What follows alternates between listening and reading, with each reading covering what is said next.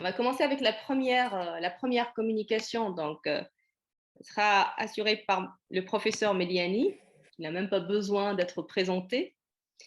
C'est quand même le professeur, c'est un professeur de littérature à l'université de Mostaganem. C'est aussi un grand chercheur à l'Institut Le Crasque. C'est un touche-à-tout aussi, ce qui est bien justement. Il s'intéresse au patrimoine, que ce soit oral, à la littérature, au théâtre, au cinéma, etc., etc. De toute façon, les domaines de recherche de M. Méliani, elles sont diverses et très, très, très riches.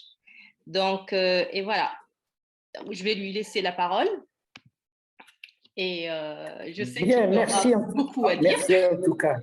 Et voilà. Je suis honorée de vous avoir parmi nous aujourd'hui. Très honorée. Moi, je vous remercie. Et puis, surtout, je vous félicite. Je réitère, je l'ai dit hier, l'équipe de Guelma, soit Amel ou Houda et tout, font un travail exceptionnel depuis des années. Ça date pas d'aujourd'hui. Et bien qu'elle soit un peu seule aussi, hein, je comprends aussi que parfois, elle pourrait ne pas tenir le coup. Mais en tout cas, ce qu'elles font, c'est exceptionnel par rapport à toutes. Moi, je connais à peu près toutes les universités algériennes. Je trouve quand même déplorable que d'autres universités qui ont plus de moyens, qui ont plus d'ailleurs de personnes. Il y a des universités où vous avez 20, 30 profs de grade et machin, et pourtant, et en littérature, malheureusement, c'est peut-être en linguistique ou en didactique, il y a des choses qui se font dans les universités, d'ailleurs d'une manière remarquable, mais en littérature, c'est vraiment très faible. Et il y a quelques personnes, et c'est ça le problème. C'est d'ailleurs la littérature qui en pâtit le plus dans la recherche en Algérie. Quand vous regardez ce qui se passe en termes de publication et de recherche, c'est le domaine de la littérature qui est le moins pourvu. Je ne comprends pas pourquoi. Et pourtant, Dieu sait qu'on a beaucoup de profs, beaucoup de gens qui ont beaucoup d'expérience. Bon, ça c'est pour... Donc voilà, ma préoccupation, dont vous avez bien compris, je l'ai déjà annoncé, avec l'expérience, c'est de se dire comment on peut traiter les questions de littérature, et en particulier des questions de littérature comme les littératures des pays du Sud, de manière des Sud, comme on disait à un moment donné, et des régions ou des territoires qui ont aussi une pluralité de langues, une histoire compliquée, les questions de transnationalité aussi. Donc tout ça, comment ça peut s'expliquer, comment on peut l'analyser? Moi, je parle évidemment en tant qu'universitaire, hein, pas dans et donc, quand on fait un état des lieux, bon, avant toute chose, avant de dire on va faire tel ou tel type d'approche, quand on fait un état de lieu, d'ailleurs, je vais faire une communication dans le cadre de ce séminaire, un travail que j'avais fait, par exemple, sur les thèses de doctorat qui ont été soutenues dans le cadre de l'EDAF, à peu près en littérature, ou qui ont été soutenues, qui devaient être soutenues, parce qu'il y en a qui n'ont pas été, à peu près sur 300 thèses sur 15 ans à peu près, en littérature.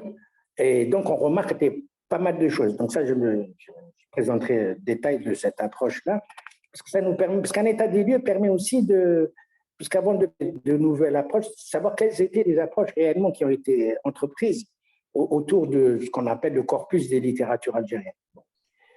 Et de savoir un peu quels étaient à la fois les thèmes, les méthodologies mises en place, et surtout les résultats, parce que le problème, c'est pas tant de dire telle ou telle méthodologie, mais savoir en quoi ça nous éclaire. C'est pour ça qu'un des premiers postulats, quand on se pose la question des approches, c'est de savoir si elles vont, en quoi elles vont nous éclairer et sur quoi elles vont nous éclairer. Si c'est pour nous redire ce que, en tant que le lecteur lambda a lu et a compris, elles n'ont aucun intérêt, c'est juste des exercices formels.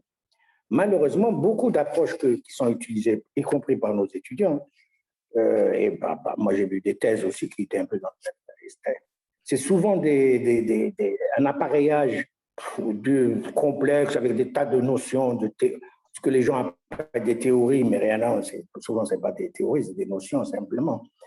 Mais avec des résultats insignifiants. C'est-à-dire, c'est l'image que je dis à mes étudiants quand on parle de méthodologie, je dis, il ne s'agit pas, s'agit pas de prendre un marteau-piqueur pour visser une lampe. Je dis, c'est comme ça, vous prenez un marteau-piqueur, mais en réalité, Il faut chercher quel est l'outil réellement par rapport à ce que je veux faire et non pas prendre l'outil en lui-même. Donc l'outil a été chez nous très souvent survalorisé, enfin l'outil, les notions, au détriment de l'opérabilité. Une approche doit être opérationnelle. Ça ne sert à rien de faire une approche quand on sait qu'elle nous éclairera en rien. Elle ne fera que faire du format. Et ça, bon, ça c'est un peu la critique que je fais généralement, y compris dans les thèses, que souvent, parfois, l'appareillage, et c'est pour ça que c'est très difficile, c'est pour ça que ce n'est pas nécessaire de dire je vais faire une approche sémiotique ou je ne sais pas quoi. Faut-il qu'elle ait un intérêt? Or, la première des choses, c'est de savoir qu'est-ce qu'on veut, ce sur quoi on veut travailler et qu'est-ce qu'on veut comprendre. Pas qu'est-ce qu'on veut faire sortir. Parce que généralement, les gens veulent nous dire, je vais voir ce qu'il est. Non, qu'est-ce qu'on veut comprendre. Et nous, on est là pour comprendre. On n'est pas là pour juger ou pour.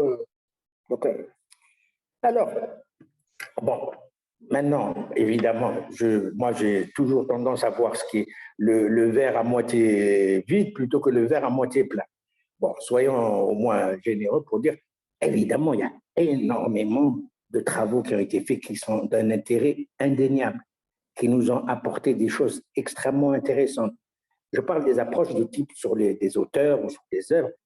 Ça, ceci dit, ça, évidemment, ça doit continuer. Je ne dis pas qu'il faut aujourd'hui, au nom d'une nouvelle machin, laisser tomber. Il y a des analyses qui sont faites d'auteurs ou d'œuvres, je ne veux pas citer de nom pour ne pas faire de jaloux pour les autres, mais il y a quand même pas mal de travaux qui sont pour nous des références extrêmement intéressantes sur les écrivains et sur les œuvres.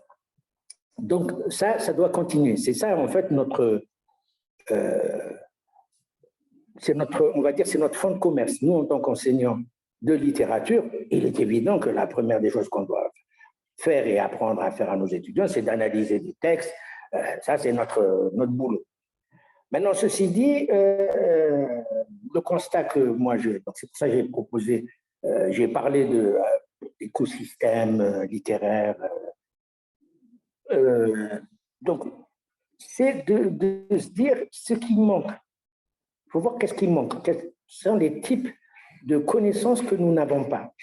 Donc, les approches ce qu'on appelle le close reading, c'est-à-dire l'analyse de ce que certains continuent à appeler immanente, mais ça ne veut plus rien dire aujourd'hui. Il n'y a que des vieux comme moi qui passent leur temps à parler d'approche immanente, mais finalement, il n'y a plus de ces histoires d'approche immanente. Mais le close reading, c'est-à-dire de travailler sur les textes en lui-même, etc. Ce qui est une démarche tout à fait nécessaire. Il ne s'agit pas de la mettre de côté. Mais celle-là, elle se fait, donc il n'y a pas de souci. Par contre, ce qui manque, c'est qu'on ne sait pas, c'est la connaissance, on n'a pas la connaissance de choses qui peuvent au départ paraître évidentes, mais qui, dans le fond, ne le sont pas. Le premier exemple que j'ai en tête, c'est l'histoire de la littérature algérienne. Vous savez qu'il n'y a pas d'histoire de la littérature, ça n'existe pas. Vous pouvez chercher où vous voulez, vous ne trouverez jamais. C'est quand même bizarre. Au bout de... Tout le monde vous dit, oui, la littérature commence là, mais il n'y a pas d'histoire, à part le regretté Jean Desjeux, qui, il y a 30 ans, avait fait cet effort, on lui est tombé dessus, mais lui avait fait cet effort, il faut lui reconnaître aussi. D'ailleurs, tout le monde l'a pompé, mais aujourd'hui, tout le monde fait semblant de ne pas le connaître, mais en réalité, tout le monde, quand ils veulent faire des panoramas et tout, ils vont le prendre, ils recopient, d'ailleurs, même parfois des choses qu'on a remis en cause. Bon. Ceci dit, on n'a pas d'histoire de la littérature algérienne. C'est pas ce problème. Pourquoi il n'y en a pas? Ça ne veut pas dire qu'il faut qu'il y en ait. Mais en tant que chercheur, la question, c'est de pourquoi pourquoi il n'y a jamais eu d'histoire au sens, je parle au sens scientifique, hein, je ne parle pas d'histoire c'est pas ça. Ou comme font nos étudiants, la littérature algérienne a commencé en 1945. Bon, ça, c'est la pire des choses que j'entends à chaque fois quand les pauvres étudiants ils nous racontent ça. La chaise, tu ne sais rien de ce qui se passe, alors évite-moi. Tu travailles sur Mimouni, gars, je vais étudier, mais laisse-moi cette histoire de la littérature algérienne, elle a commencé, tu ne sais même pas comment. Ou là, les gens qui vous disent appuyer et tout. Qu'est-ce qu'il a à voir appuyer avec ce mot? Rien à voir. C'était un gréco-romain. Il n'y a que les Algériens pour dire oui, il n'y avait pas l'Algérie avant. Il faut arrêter ces histoires. Bon, bref.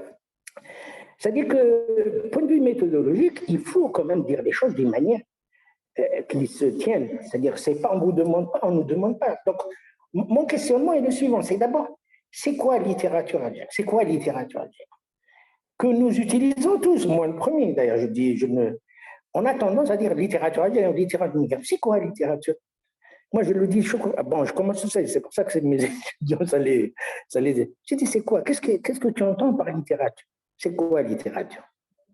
Je dis, c'est d'un point de vue, je le dis à tout, d'un point de vue, on va dire, matériel, littérature, c'est toutes les productions littéraires ou à vocation littéraire, encore, il faut être nuancé, qui ont existé. Alors, comme disait Le Perlet, lui, il parlait des auteurs arabo-berbères, nés et ont vécu en Algérie, pour éviter les histoires français, pieds noirs. Bon, c'est une manière d'éviter. Mais il y a, moi je dis, littérature, si c'est en termes de production, il y a des milliers d'auteurs et il y a des dizaines de milliers d'auteurs. Ça, c'est littérature au sens quantitatif. Maintenant, littérature que nous avons tous en tête, mais que nous ne définissons jamais, mais littérature pour nous, c'est des noms, c'est des œuvres. Mais c'est une sorte de non-dit que chacun a dans sa tête. C'est-à-dire, pour certains, la littérature, pour lui, c'est Kateb Yassine, après, il a des noms, il a des auteurs, etc. Mais moi, je peux citer des noms dans les années 50 que personne ne connaît, dont personne n'a jamais entendu. Et pourtant, ils ont publié tout. Ils ont eu leur période même de gloire à un certain moment. Donc, et ceux-là, on les met où? Donc, vous voyez, il y a un premier problème. Je parle en tant qu'univers, je ne parle pas en termes je ne parle pas du langage courant. Le langage courant, ça fait rien. On parle de littérature algérienne, de littérature maghrébine. Mais en tant que chercheur, il faut quand même en définir un peu ce qu'on entend et ce qu'on veut. C'est pour ça que nous, on a été un peu coincés dans le cadre de notre projet. On a parlé des littératures algériennes écrites.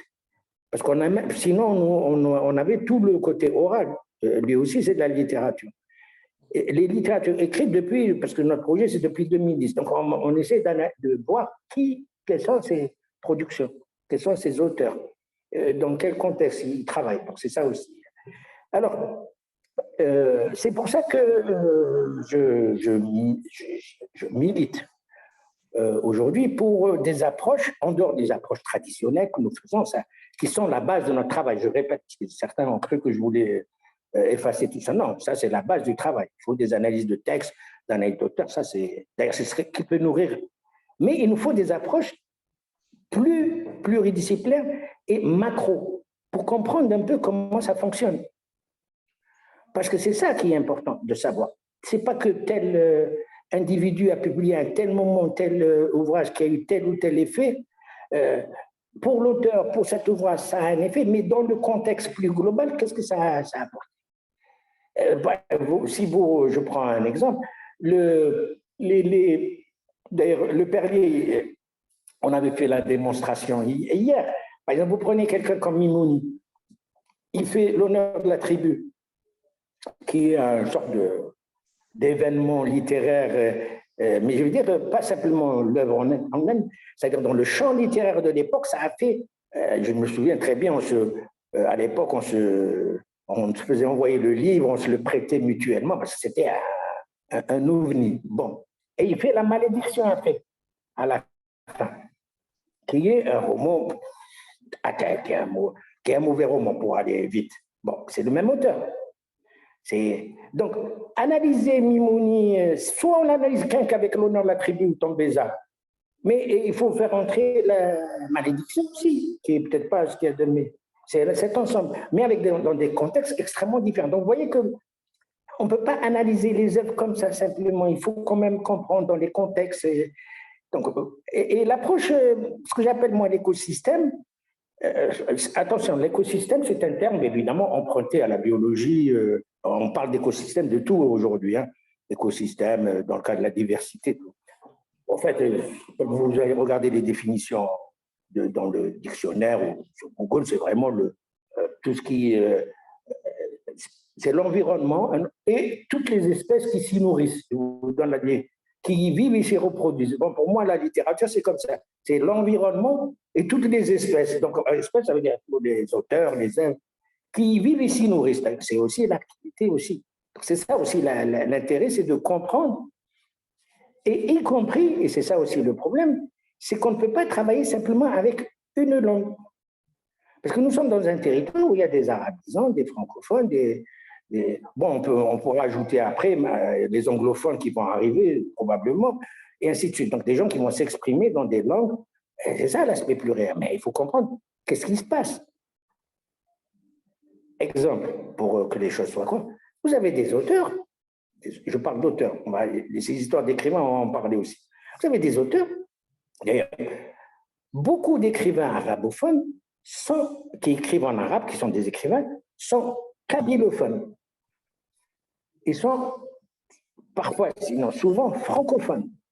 Il y en a même qui sont italophones, anglophones. Je prends l'Akhoros, le dernier Ammar al-Akhoros, qui est à la fois arabophone, italophone, kabylophone, francophone et maintenant anglophone.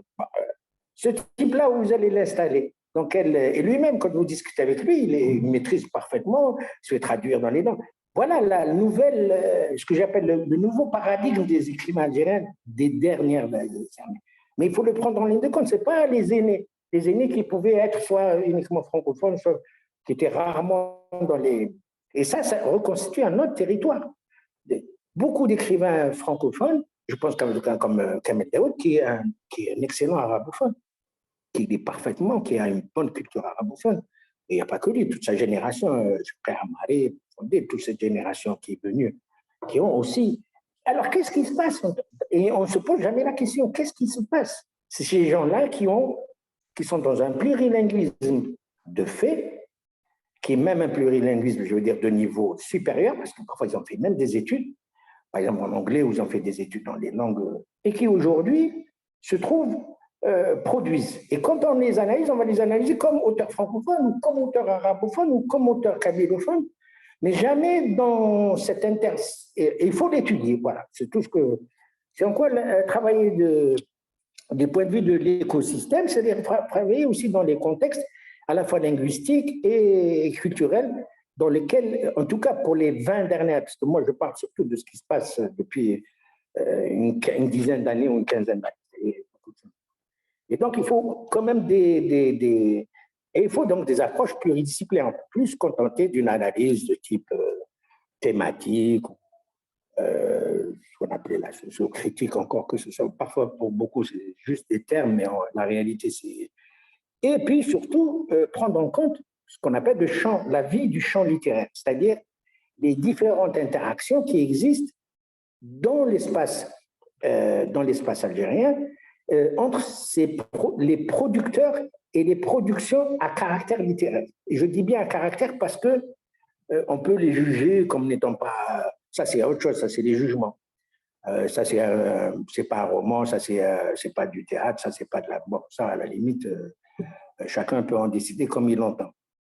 Donc, voilà le problème que je pose, c'est d'essayer de faire entrer en ligne de compte un certain nombre de paramètres pour une meilleure compréhension. Il ne s'agit pas, comme on le disait avant, le contexte. Parce qu'avant, on dit, oui, le contexte, c'est ça. Et puis, le contexte a à voir avec les contenus.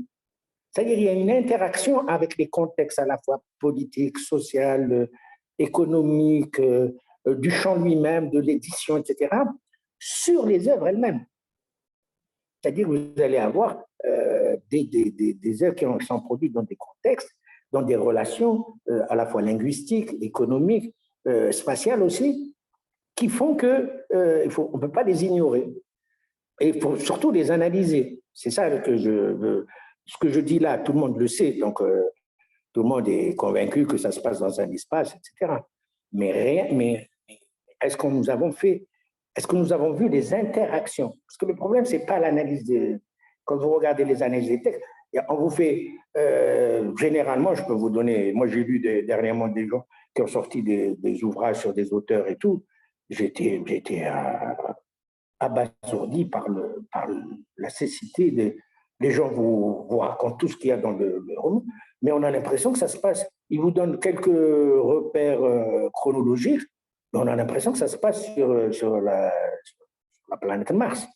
C'est-à-dire qu'on a l'impression que cet écrivain, il a vécu tout seul, il n'a pas été dans un des contextes, il n'a jamais... Et en quoi tout ça a eu des effets sur ce qu'il a écrit. Vous prenez des gens comme Bouchekara, vous prenez des gens comme Djaout, vous prenez des gens... Vous allez voir que tous ces contextes ont fait Djaout et Djaout que dans le contexte des années 90. Et bon, son assassinat était l'acmé. Mais qui était avant Djaout? Comment il fonctionnait? Dans quel contexte? Quand vous voyez Djaout était plus proche de Ouattara, qui après il y aura la grande polémique alors qu'il était plus proche de Ouattara, il était arabiste. Donc, il y a des choses qui sont absolument intéressantes à analyser, à prendre en ligne de compte, si on veut apporter un supplément de connaissances. Puisque l'œuvre, évidemment, on va dire, elle se suffit elle-même, d'accord? Mais si on veut comprendre comment ça fonctionne, aujourd'hui, comment fonctionne le champ littéraire? Les gens sont aussi, pensent que tel auteur, tel écrivain ou telle œuvre et tout, elle est là, et puis bon, celui-là, il est connu. Alors, question aussi, parce qu'il y a des choses, des évidences que nous utilisons, mais que nous n'interrogeons pas d'un point de vue des problématiques d'analyse. C'est quoi un écrivain? Qui est écrivain? Qui décide qu'un tel est écrivain? Qui légitime les écrivains? Exemple simple, prenez n'importe quel journal, en français, bah, moi je lis, moi ça me fait rire, et il y en a plein de gens, que ce soit un médecin, que ce soit je sais pas, un comptable, ils écrivent des textes et ils vous mettent en bas écrivain. Machin, docteur, machin, écrivain. Ils l'ajoutent toujours. Docteur ne suffisant plus, maintenant il faut mettre écrivain. Même s'il vous parle de la planète Mars et tout, c'est un écrivain. Qu'est-ce que ça veut dire être écrivain? Qu'est-ce que ça veut dire être auteur? Ça, c'est important. Ça nous paraît être, pour vous, il semblerait peut-être que c'est un détail, ça fait rien. Non, ça fait pour l'analyse. C'est-à-dire que la légitimation, le terme, vous savez bien, on différencie auteur d'écrivain. Auteur, c'est celui qui a produit l'œuvre. Il est auteur, il est responsable, même juridiquement, c'est un terme. Écrivain, c'est un terme de légitimation, c'est symbolique. Écrivain.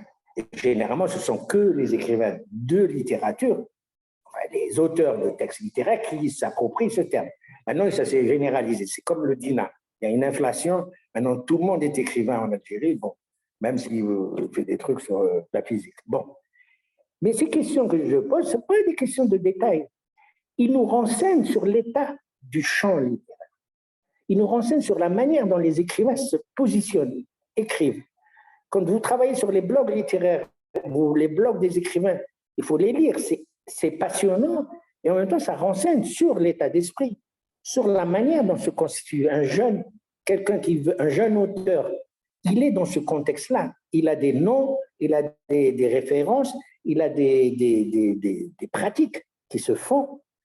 Ceux qui font les cafés littéraires, ceux qui ne font pas les cafés littéraires, ceux qui sont, dont on parle, ceux qui sont étudiés à l'université. Bon, je vous rassure tout de suite, c'est que l'université, depuis au moins une vingtaine d'années, elle est totalement en retard hein, par rapport au champ littéraire. L'université, elle est restée encore dans ces trucs bien alignés, ce que j'appelle la zone de confort. Donc, quand vous travaillez sur Mamri, ou sur Kateb, ou sur Djaout, bon, vous êtes tranquille, c'est des auteurs ou MSAP, ou je ne sais pas qui, des gens qui sont déjà légitimés, reconnus, et qui ont été, et que d'ailleurs, cette fameuse légitimation, c'est nous, les universitaires, généralement, c'est nous qui nous la... Mais avant, il y avait, si vous voulez, dans les années 80, pour aller vite, vous aviez un rapport entre c'était l'université qui légitimait. Et la légitimation donnée était reprise par les critiques, qui en même temps la vulgarisé.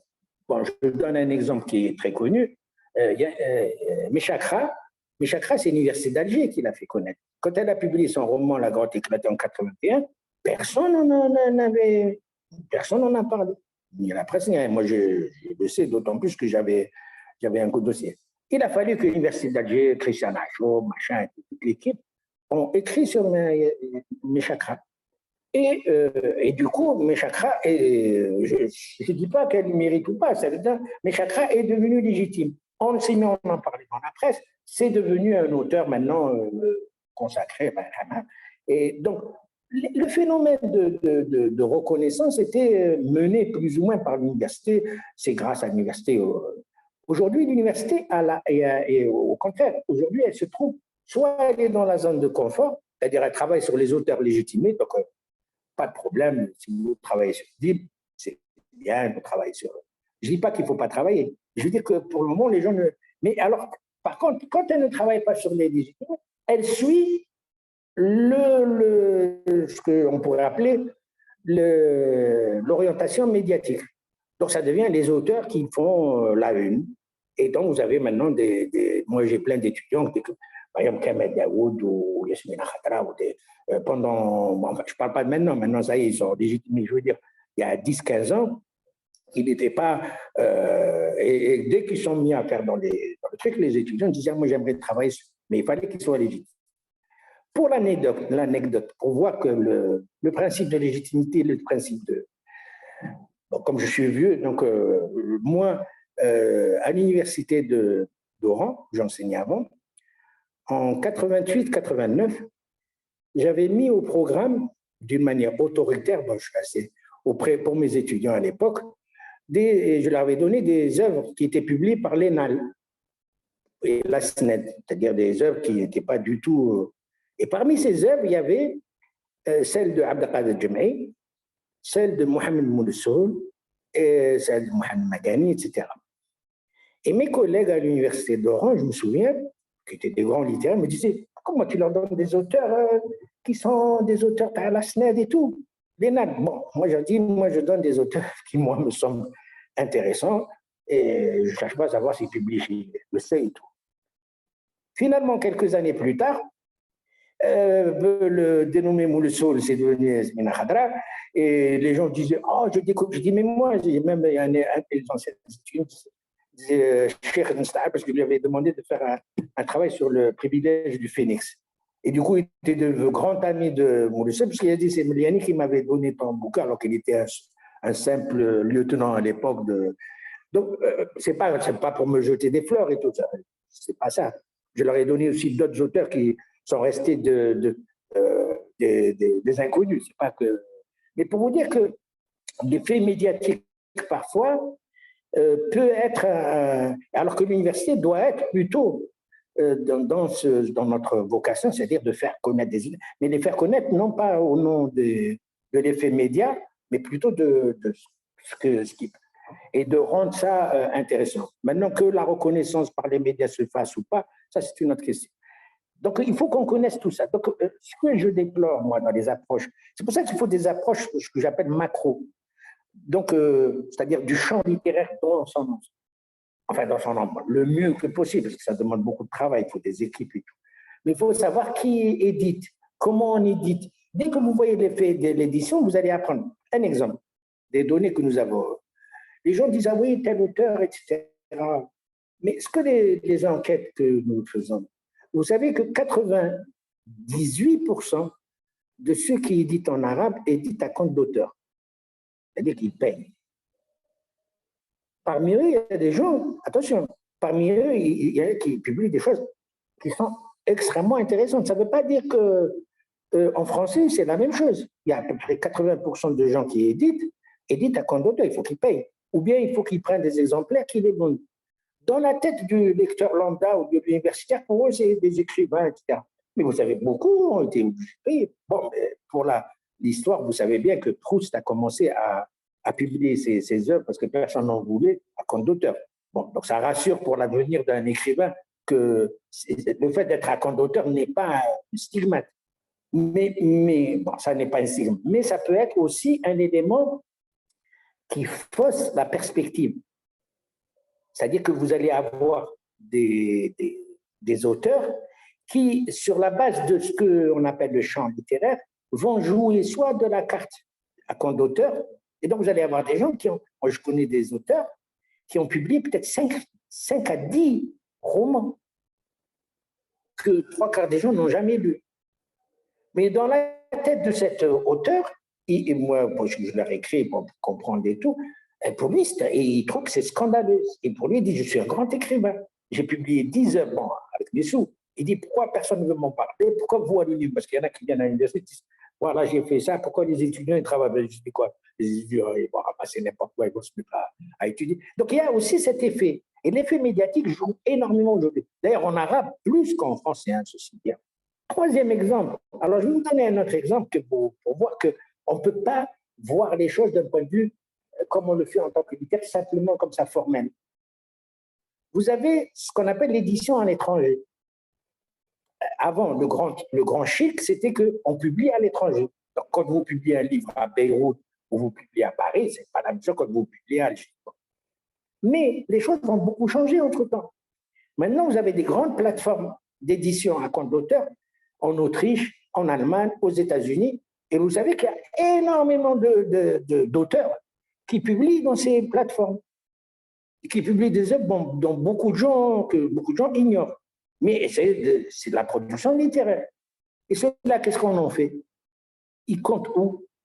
Et eux, dans leur tête, ils sont persuadés qu'ils sont mal vus, que personne ne veut les étudier, qu'ils ne sont pas... et en plus, comment moi je suis à l'international, je ne suis pas dans le... Bon, ils ont payé eux aussi, bon, c'est pas simplement... Donc, le champ littéraire aujourd'hui est extrêmement complexe. Et maintenant, vous avez ce qu'on appelle maintenant les productions sur Internet. Donc, vous avez beaucoup de groupes d'auteurs qui publient, mais tout ça fait partie de ce que j'appelle l'humus littéraire en Iran. C'est aussi des imaginaires, c'est aussi on ne sait pas trop qu'est-ce que ça vaut, qu'est-ce que ça a ou qu'est-ce que ça apporte. Ils ont leurs lecteurs. D'ailleurs, maintenant, vous avez beaucoup de blogs littéraires ou de groupes, ce qu'on appelle de lecteurs et tout, nous, on les a étudiés dans le cadre on a étudié au moins 2 ou 3. C'est extrêmement intéressant de voir comment ces groupes existent, de lecteurs, je ne parle pas de producteurs. Et vous allez tomber des nues. Nous, en tant qu'universitaires, moi, je suis un peu vexé que de voir que ces jeunes, c'est la plupart des jeunes, échangent, ils lisent beaucoup, mais quasiment pas de littérature algérienne. Et quand ils vous donnent des noms d'auteurs dont vous n'avez jamais entendu parler, ils lisent d'ailleurs dans plusieurs langues, ce qui est leur caractère. J'ai remarqué, entre parenthèses, maintenant, il y en a beaucoup qui lisent en anglais, des œuvres littéraires dans les blogs. C'est des nouveaux lecteurs et qui lisent parfaitement en arabe, qui lisent parfaitement en français, mais qui ne lisent pas les auteurs que nous considérons comme des grands auteurs. Ils lisent des auteurs de science-fiction, des auteurs de trucs d'horreur, des machins comme ça, de développement personnel. Mais ça fait des quantités, ce n'est pas une masse. Et paradoxalement, quand on fait des enquêtes, vous verrez que les happy few comme vous, c'est pas grand monde. Hein. Ce que vous voyez, par exemple, dans la presse, dans les trucs, ils constituent pas grand monde. D'ailleurs, pour vous rassurer aussi, dans les enquêtes de lecture de journaux, vous savez que la page culturelle, c'est la dernière page que les gens lisent. Ils lisent d'abord la nécrologie, le truc du football, la météo, un peu de politique, un peu de l'international, et puis surtout, la page culturelle, qui lit la page culturelle? Les éditeurs, les auteurs, ou quelques universitaires, c'est-à-dire ceux qui sont ce que j'appelle la cuisine maison. C'est pour ça que c'est important. Comment tu n'as pas écrit l'article sur mon livre? Et comment les gens se connaissent tous. Hey, s'il te plaît, tu ne peux pas nous faire un article. Donc, ça reste quand même un milieu. Voilà, je décris un peu comme ça, d'une manière fragmentaire, quelle est la richesse du champ, le fait que les paradigmes ont changé. Nous avons un changement de paradigme. On n'est plus dans les mêmes paradigmes qu'avant. Avant, c'était clair, vous avez l'université, vous avez un peu la presse, vous avez l'université. Quand l'université jouait son rôle, c'est-à-dire qu'elle enseignait la littérature, un peu dans l'enseignement, aujourd'hui, il n'y a plus d'enseignement de la littérature dans les manuels, en tout cas pour le français. On a fait d'ailleurs une étude là-dessus. Il n'y a quasiment plus. À l'université, on n'enseigne plus, à LMD et tout. On n'enseigne plus vraiment la littérature, ou sinon, c'est des généralités. Quand il y a littérature maghrébine, on en ressort les vieilleries, 45, Hadith, machin, etc. Bon, qui sont des répétitions, oui, des thèmes d'exil, machin. Mais en fait, rien de nouveau par rapport au contexte.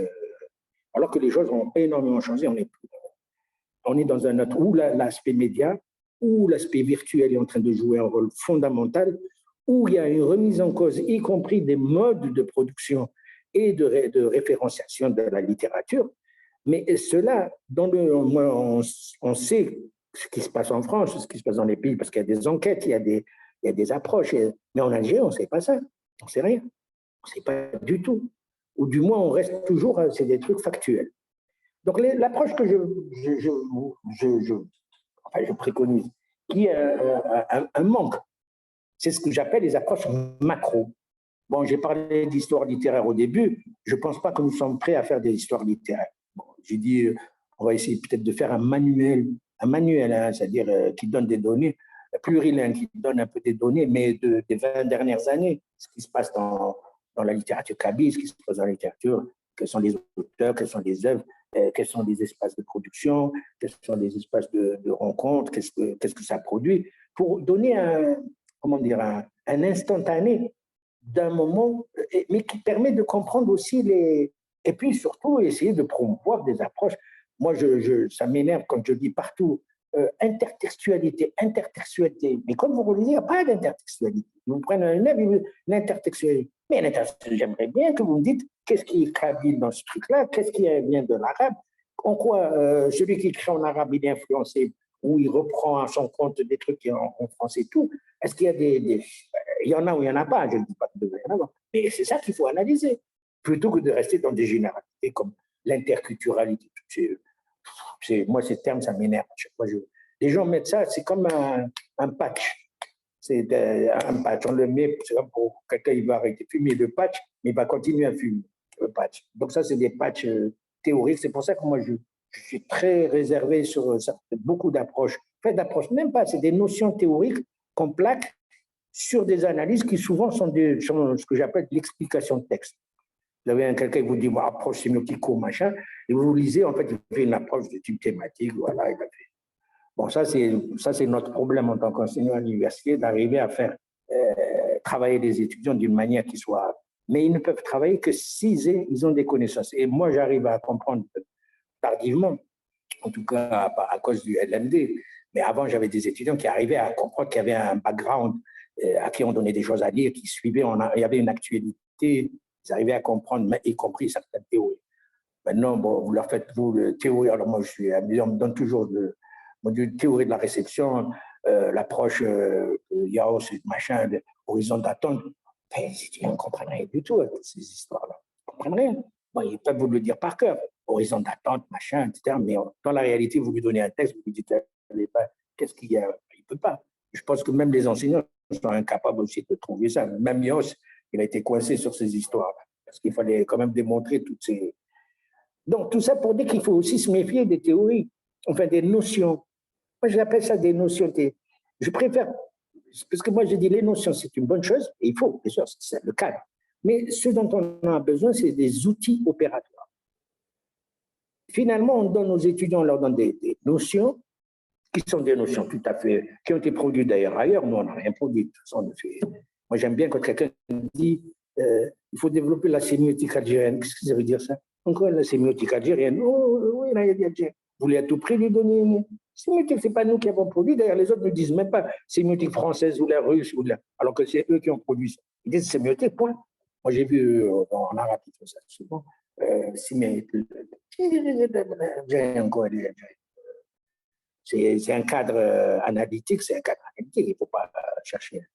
Mais il faudrait qu'on soit aussi très concret, pragmatique, c'est-à-dire ce qui nous manque, ça c'est le défaut de la formation francophone, travailler avec les Américains, avec les anglophones, c'est eux qui m'ont appris en fait à être pragmatiques. Ils sont très pragmatiques. Eux, ils n'aiment pas trop le tralala que nous faisons nous français. Et eux, quand vous leur dites tel truc, ils veulent savoir concrètement d'abord. Après, on construit la théorie. D'abord, il faut identifier qu'est-ce que c'est, comment ça fonctionne, etc. J'ai encore 5 minutes ou la Amel? Elle est out. Oui, j'ai désactivé le mieux. Oui, donc oui, bien sûr, 5 minutes, oui, parfait. Oui, parce que je suis là, vous pouvez m'arrêter, c'est comme le poste. Parce que, non, mais on aura un débat après, donc voilà, on aura un débat après, donc oui, j'imagine que vous aurez pas mal de choses à dire. Je ne veux pas oublier des points pour... ah oui, il y a pour moi une question d'ailleurs qui n'a jamais été vraiment traitée, à part Pierre Allen qui l'a analysé dans la notion. Cette notion de littérature de l'immigration, ou littérature de migrants, qu'est-ce que c'est? Comment faire? Mais parce que les gens pensent que ça va de soi. Non, ça ne va pas de soi. Alors Nina Boulaye, soit parfois elle est algérienne, soit parfois elle est française. On ne sait plus trop. Bon, elle-même, elle joue un peu sur ça. Hein. Parfois, elle écrit des choses pour que les bougnons en face se sentent concernés. Et parfois, il y a des choses où il n'y a que les Français qui vont comprendre. Bon, bref, bon, je caricature un peu. Mais par exemple, la position de Nina Bouraoui, ou par exemple, Faiza Ghen, actuellement, elle fait un tabac. Faiza Ghen, écrivaine d'origine maghrébine, etc. On la met où? On l'installe où? Donc,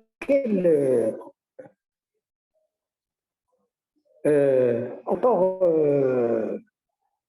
à notre manière de vouloir catégoriser. Et donc, on a une tendance à dire les écrivains de la diaspora, comme disait le Perlier dans les statistiques, plus de 25% des écrivains de langue française ont quitté l'Algérie et vivent depuis en France, et puis il y en a maintenant d'autres.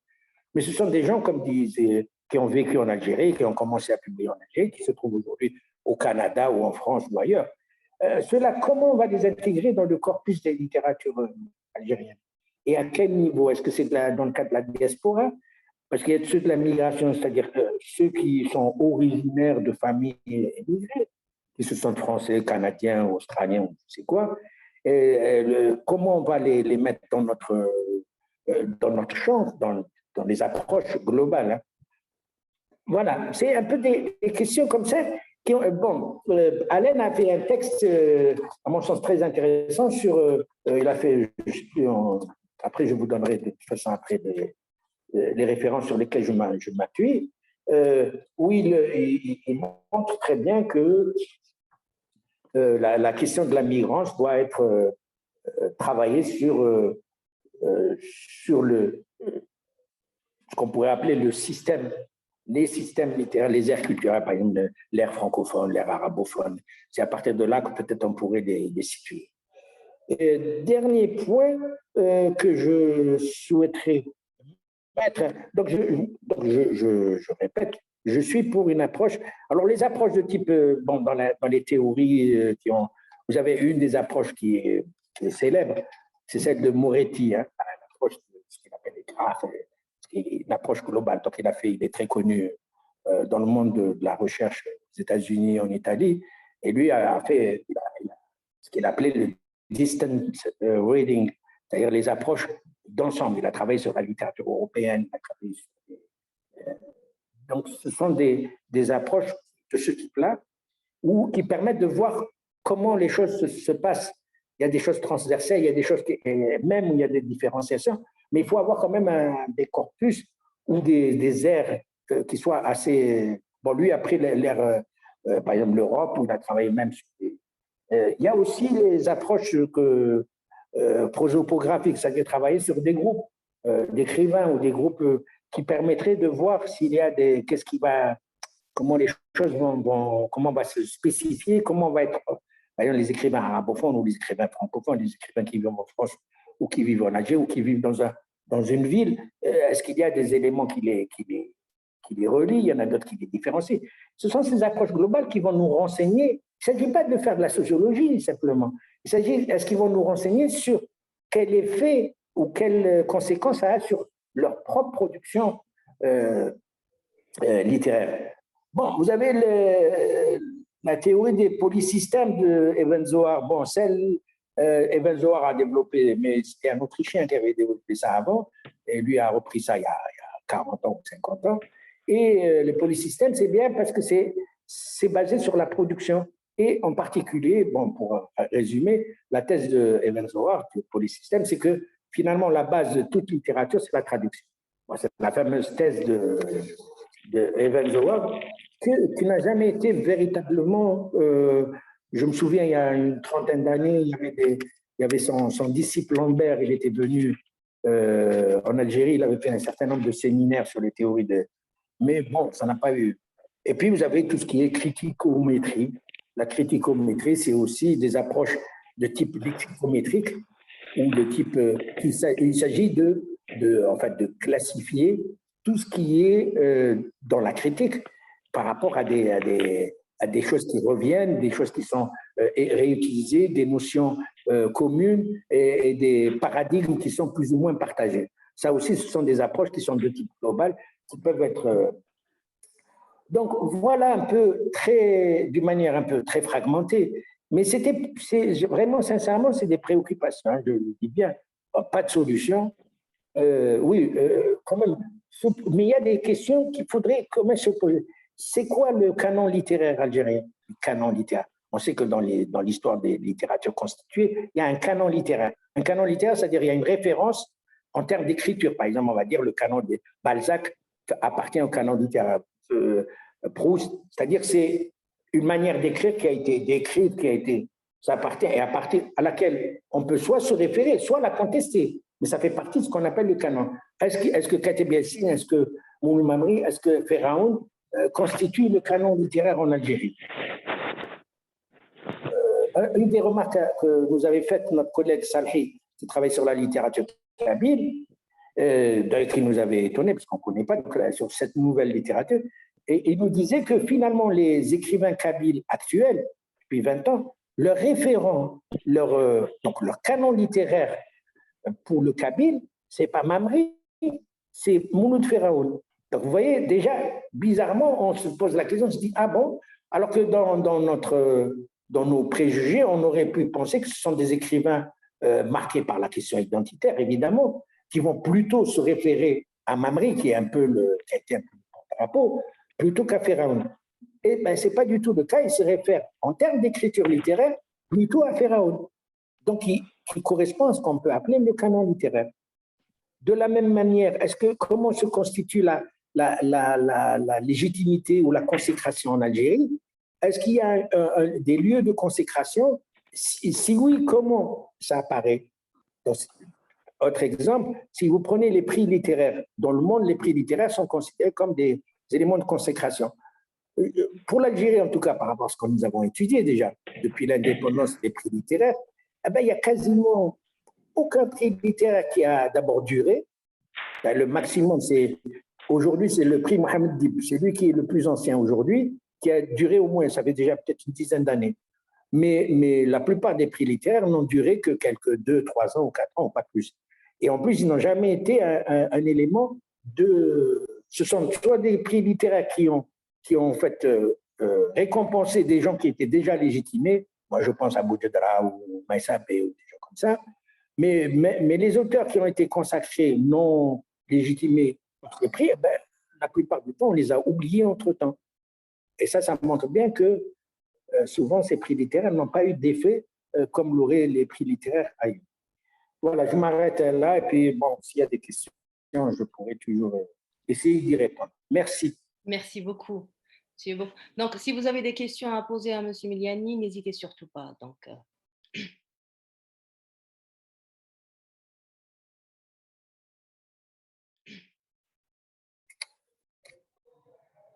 il y a une question de Bouta Warda qui dit « Vous parliez, monsieur, de nouvelles approches, de macro-approches, sont-elles les mêmes?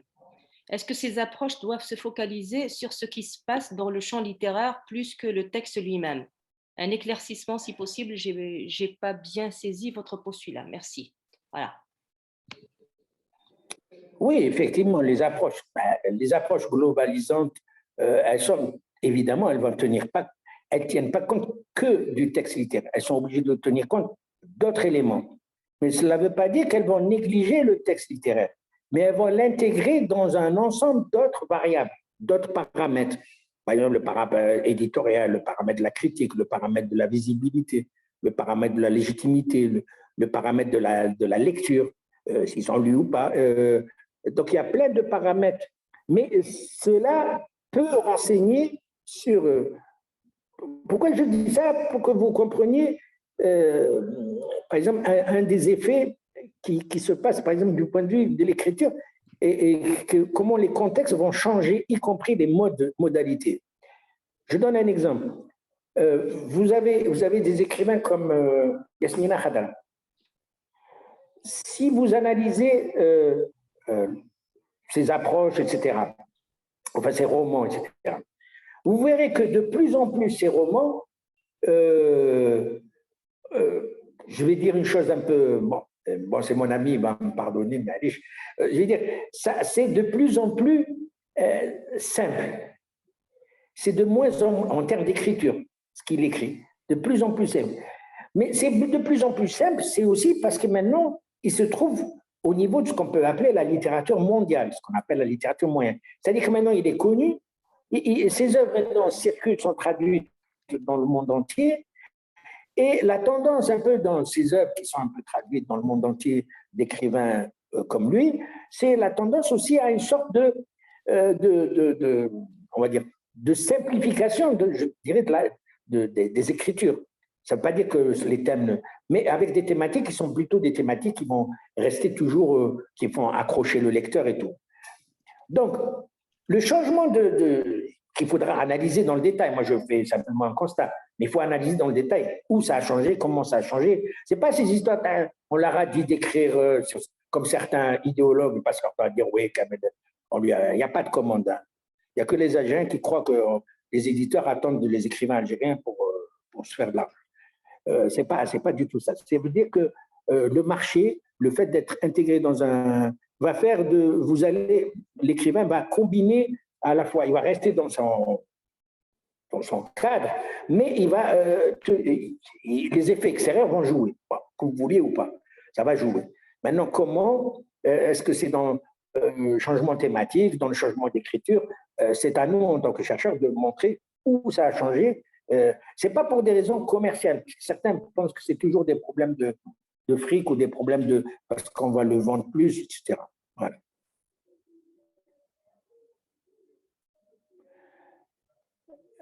Rappelez-moi qui c'est Louis Hébert. Ah, vous lisez la question. Donc, oui, elle me rappelle m'écrit. D'accord. Parce que moi, je suis un peu Alzheimer maintenant. Bon, je dois connaître, mais il faut me dire exactement, peut-être ça me rappelle. C'est quoi, Louis Hébert? Est-ce qu'elle peut m'écrire 2 mots sur Louis Hébert? Bon, j'ai entendu ce nom, mais je ne me souviens plus de quelle approche il a. Bon, ceci dit, moi, je ne suis pas honnête. Pour les approches, moi, je n'ai pas de, comment dire, je n'ai pas de rejet de telle ou telle approche. Je ne dis pas que telle approche est mauvaise et tout. Ce n'est pas ça. Toutes les approches sont bonnes à condition qu'elles donnent des résultats. Voilà. C'est-à-dire qu'il faut que l'approche qu'on utilise, mais qu'elle soit utilisée par rapport à ce qu'on cherche à voir. Ça ne sert à rien de faire de la narratologie alors que vous vous posez des questions concernant je ne sais pas, positionnement idéologique. Ça ne sert à rien la narratologie. Pourquoi vous faites approche narratologie? Vous voyez, il y a parfois, moi je vois des étudiants qui me disent, je veux étudier. Oui, qu'est-ce que tu veux utiliser? Mais ça va te servir à quoi? Ça ne te servira à rien du tout. Ne perds pas ton temps. Va là où l'outil, c'est pour ça que je dis, il faut comprendre les approches, il faut voir les aspects d'outils. Moi, je connais certains chez nous qui sont des idéologues. Ils passent leur temps à dire ça c'est mauvais, ça c'est, ils sont contre la truc, ça ils sont anti-musulmans, ça c'est anti-machin. Ça c'est le problème de chacun, c'est des débrouille. Donc, je vais commencer avec la question de Khalden. Je pose la question à Monsieur Meliani et il dit, alors, bonjour Monsieur Meliani, j'espère que tu vas bien. Donc, il vous tutoie. Quel est votre regard aujourd'hui sur le secteur? Oui, je sais que vous connaissez. Ok, il vous dit, donc, quel est votre regard aujourd'hui sur les secteurs artistiques en Algérie et plus précisément théâtral? Deuxième question, concernant l'étude d'analyse sur les œuvres artistiques, comment peuvent les jeunes chercheurs travailler sur un secteur qui souffre en Algérie? Voilà, 2 questions, 2 en 1. C'est vaste, hein, sur le théâtre. Bon, comme je sais que lui, il est branché théâtre, donc je comprends que sa question porte sur le théâtre. Je veux dire que moi, j'ai pris un peu mes distances par rapport à… Je ne peux pas être… Je vois, je suis un peu, mais je ne suis pas… c'est pas comme pour la littérature. Donc, je suis plutôt un citoyen, on va dire, qui essaie de garder le contact avec l'actualité. Par contre, l'autre question qu'il pose, qui est liée à cela, c'est les approches artistiques. Là, nous avons un gros déficit en termes d'approche.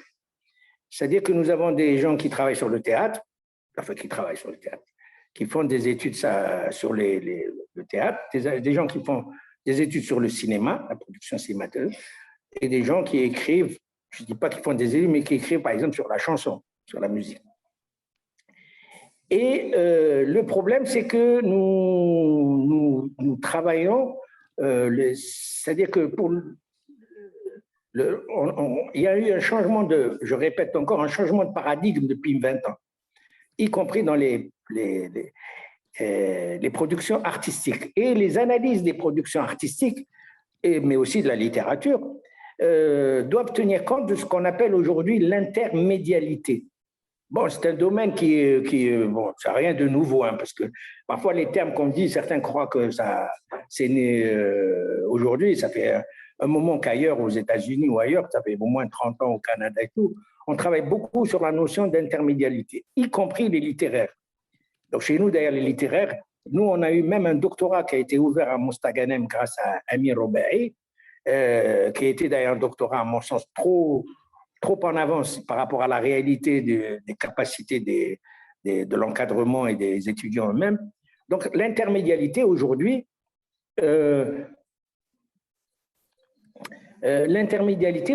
c'est qu'on le sait dans le vécu. Aujourd'hui, tous les arts sont en lien, en relation. C'est-à-dire, il n'y a plus, vous avez maintenant des romans qui sont écrits comme des films ou comme des séries télévisées. Vous avez maintenant des séries télévisées qui reprennent quasiment des constructions romanesques. La musique introduit des éléments, par exemple, qui appartiennent à d'autres champs artistiques. Donc, vous avez ce qu'on appelle l'intermédiaire, y compris en termes de ce qu'on appelle la novélisation. Aujourd'hui, dans le système mondial, maintenant, on écrit parfois un roman, mais il n'est même pas édité qu'on pense déjà à la scénarisation de ce roman, à la sérialisation du roman. Donc, vous avez un monde aujourd'hui artistique où il y a une interconnexion entre les genres, entre les sphères, la littérature, et entre les genres. Donc, ça complexifie énormément. Maintenant, étudier une série télévisée aujourd'hui relève de l'analyse intermédiaire, parce que vous avez à la fois le champ de la peinture, par exemple, il y a une série, j'ai oublié son nom, où on travaille par exemple sur des références qui sont des références picturales du Quattrocento ou de l'art moderne, etc. Donc, si on n'a pas ça en tête, on ne comprend pas très bien comment les choses fonctionnent. Donc, l'étude est… Mais chez les cinéastes algériens, c'est la même chose. Hein. Les gens pensent que… Chez les jeunes cinéastes, moi, je pense à quelqu'un comme Teguia, les films de Teguia, que peu de gens connaissent d'ailleurs, mais Teguia travaille énormément, d'ailleurs, sur la question de l'espace, parce que ma collègue a parlé de l'espace. Lui a énormément travaillé, a retravaillé la question de l'espace dans ses films et la question de la langue, par exemple. Mais on ne peut pas connaître ça si on ne le… Et puis, il est lié à d'autres référents artistiques et culturels, notamment, par exemple, il y a des… Sadr Aïsset a écrit ses romans, mais avec la modalité du Sha'bi dans la construction de ses romans. Donc, c'est pour ça que l'intermédialité, c'est-à-dire le fait que les arts, et surtout les jeunes créateurs, bon, Khaireddin le sait mieux que moi, lui, il est en plein dedans, mais les jeunes créateurs aujourd'hui, qui sont metteurs en scène ou hommes de théâtre, sont dans l'intermédialité, c'est-à-dire qu'ils mettent en relation des choses qui appartiennent à des arts, à la littérature. Et nous, en tant que chercheurs, si on veut étudier leur production, il est de notre devoir de mettre en œuvre des approches qui soient, on va dire, intermédiaires. Bon, je reconnais que c'est compliqué, c'est très complexe. Moi, j'ai une doctorante avec moi, je pense que ça va être la dernière parce que ça m'a épuisé, qui est dans l'intermédialité, avec qui on travaille. Bon, elle n'a pas, malheur, c'est qu'elle n'a pas assez de background culturel, mais on a essayé de travailler, essaie de travailler sur comment la structure, comment les référents moyen-orientaux, en disant la culture moyen-orientale, que ce soit dans la littérature ou que ce soit dans… Comment elle est réinscrite dans la bande dessinée et dans les jeux vidéo. Ouais, c'est assez compliqué comme domaine pour voir un peu comment les choses se mettent en place. les processus de déconstruction, reconstruction, y compris avec par exemple, Assassin's Creed, comment on reprend le mythe de Hachachine, etc. Bon, c'est extrêmement intéressant, mais bon, ça ne va pas être un doctorat parce qu'elle n'a pas toutes les connaissances, y compris, par exemple, après des référents picturaux, des référents en termes, par exemple, donc, ça suppose une culture et un background culturel très large. Mais aujourd'hui, bon, quand on lit les romans de Mustafa Ben Fodel, il est évident qu'il y a de l'intermédialité là-dedans. C'est-à-dire qu'il met en œuvre dans son travail à la fois des choses. Alors, en plus, lui, il fait du théâtre. Bon, Khaireddin le connaît bien, il a déjà travaillé avec. Il met en œuvre pas mal de choses qui appartiennent à des domaines différents, mais qui vont être réinvestis dans le texte littéraire, comme d'autres vont le réinvestir dans le cinéma ou dans le théâtre, par exemple. Voilà. Merci. Voilà si je peux donner une réponse. Mais c'est exact, mais c'est vrai, l'intermédialité aujourd'hui, et je pense, et maintenant avec l'hypertexte littéraire, ce qu'on appelle maintenant la rhétorique du texte littéraire sur Internet, l'hypertexte, ce qu'on appelle l'hypertexte, maintenant vous avez des productions sur Internet qui se veulent littéraires, mais vous allez avoir du son, vous allez avoir de l'image, vous allez avoir des dialogues, vous allez avoir y compris des interventions. Bon, c'est pas nouveau, hein, ça se passe depuis déjà pas mal d'années, mais chez nous, ça commence à arriver et on voit. Et donc, on montre bien que maintenant, la sphère des genres, des secteurs, des domaines est de plus en plus, on va dire, ça ne veut pas dire que ça va disparaître, la littérature restera, le théâtre restera, c'est pas ça. Mais il y a beaucoup de connexions entre elles et nous, en tant que chercheurs, nous ne sommes pas, je le dis honnêtement, pour moi, pourtant je suis un vieux quand même, mais pour les jeunes, nous n'avons pas assez de formation qui nous permettent de nous ouvrir. C'est pour ça qu'il faut nous ouvrir vers le théâtre, vers le cinéma, vers tous les arts, vers l'Internet, vers les blogs, pour nous en tant qu'enseignants, pour qu'on puisse véritablement comprendre ce qui se passe. Sinon, on va être largué dans quelques temps. Vous allez avoir des enseignants, avoir des livres poussiéreux que personne ne lit, qui sont en train encore d'analyser, que tout le monde s'en fiche. Donc, je pense qu'il faut aller vers ça. Donc, les recherches, les approches, ce n'est pas simplement un luxe ou une sorte de mode comme ça pour faire bien, mais c'est vraiment une nécessité absolue aujourd'hui de travailler, par exemple, sur des catégories d'analyse de ce qu'on appelle l'intermédialité. Voilà. Parfait. Merci beaucoup, M. Méliani.